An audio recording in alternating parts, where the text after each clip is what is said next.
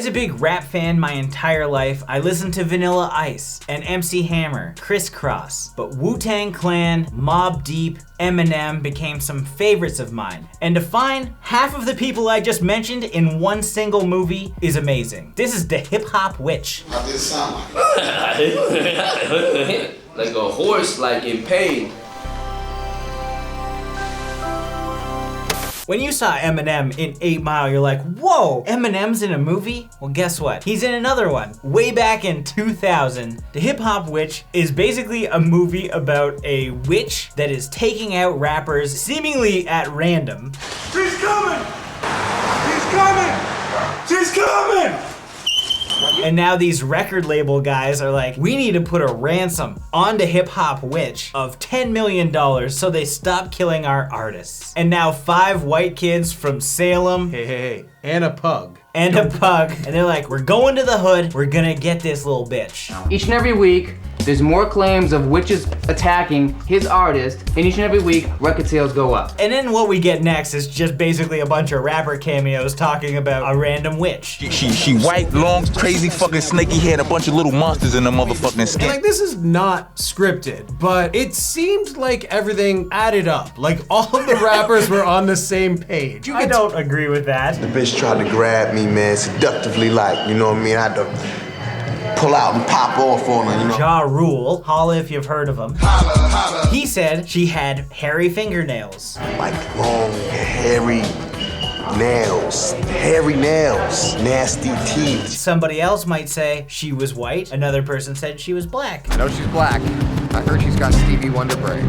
I think the only thing they really all had in common, most of them said they either head fucked her or wanted to fuck her. She looked good as hell, just stay away from her. The witch got a big ass, I'll fuck the witch. One of them actually said he dated her. I used to date her. I think after she broke up with me, she just flipped out and just started killing. Okay, yeah, you're right. This is absolutely terrible. It's so bad. Welcome to Crump Enterprise. I appreciate all the cameos. I just wasn't laughing at what was going on, especially Eminem. And next thing I know, yo, I wake up with my dick in my hand, beating my shit. The only moment I popped was when they're like, vitamin C, and some kid named Eminem. Been attacked by this hip hop witch. People like Pras, this pop star, Vitamin C, this guy Eminem. Yeah, you look back and Vitamin C would have been super popular. Most of you probably don't even know her name, but I immediately was like, that's the girl who did the graduation song.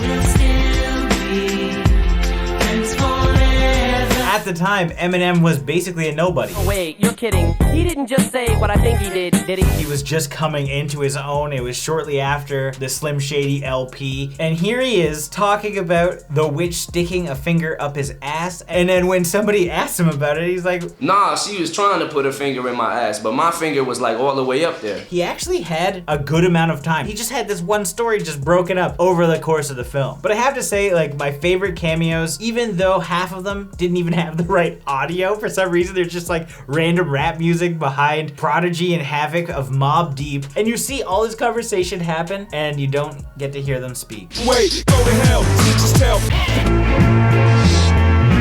Prodigy does talk later on in the film, thank God, big fan, H&IC, one of my favorite albums, but like, it was so weird. The weirdest part of this entire movie was like the very end where they tried to make it seem like Vanilla Ice was the witch. Ice, baby! And if that's the case, then you're getting Eminem and Vanilla Ice having a finger butt war battle. She tried to stick her finger up my ass, that's my word, B. You're out of fucking order, man! Leave me alone! It explains some beefs. You know, it's obvious that I've left such an impact on his life that he has to mention me without even knowing me on every single record that he makes. Vanilla Ice don't like me. He said some shit and vibe to spite me.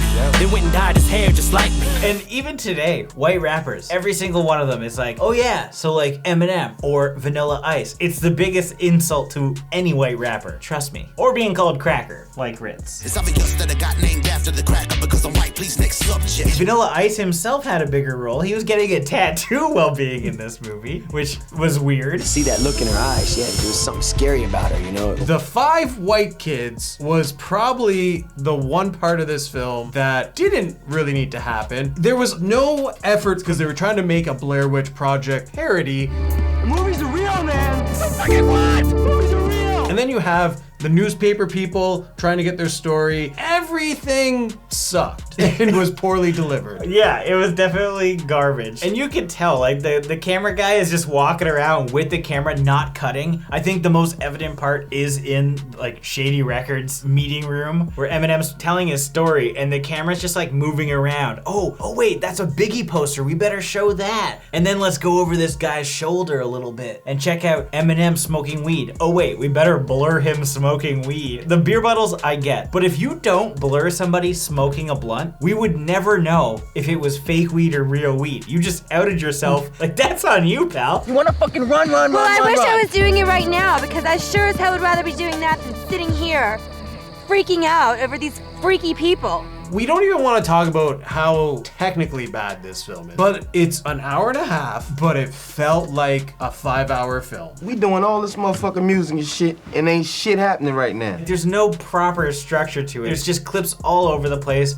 of random cameos. What about Rah Digga in having a concert in a mall? You're right. He like knew that she was performing, shot voyeuristically her concert, yet her name is on the goddamn poster. She's the bull. Everyone knows Rah Digga's best performance wasn't in a mall, it was in 13 Ghosts. I am sick of this nanny shit. I've had it and I quit. Like, this person literally went all over the place and just asked these rappers to say something. Stick, man. Did a bitch jumped on a broom. I think the only people who would appreciate this are hip hop fans of the 90s, because watching it now, you're just gonna like laugh at the cameos. But to watch it for an hour and a half, no thank you. Even saying that, as a hip hop fan, even I was like, okay, the Outsiders, who gives a shit about them? Pras, Ghetto Superstar, you've heard of it, I'm sure you have. The Made Men, the only person from that squad anyone's even heard of is Benzino. An 83-year-old fake Pacino. Yet they didn't even focus on Royce the 5'9" before he had "duh" in his name.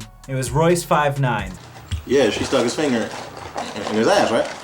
I was really confused with the Lazarus and Big Z storyline. Like, at first we thought it was gonna be this grand thing where like one of them controlled the witch. I don't think that was the case at all. Yeah, there's basically two big rap mogul guys that seem to be competing, and then they meet up and they're like, well, it's not us. Over the goddamn place, I thought that was you. Oh, that ain't me. For a hip hop movie, the soundtrack was fantastic, especially my favorite song, Baby Daddy. Loved it. That ain't your baby daddy. That's my baby daddy. Her name was like Lil Jim instead of Lil Kim. Hey boys, I heard you were looking for a rapper. That whole bit was the best part of the film. I think the best part of this film was Prodigy reminding me that Murder Music the movie even exists. You gotta finish it with Murder Music the movie. I forgot about that, and it was so good. Starring Prodigy, Havoc, Nas, Big Noyd, and more.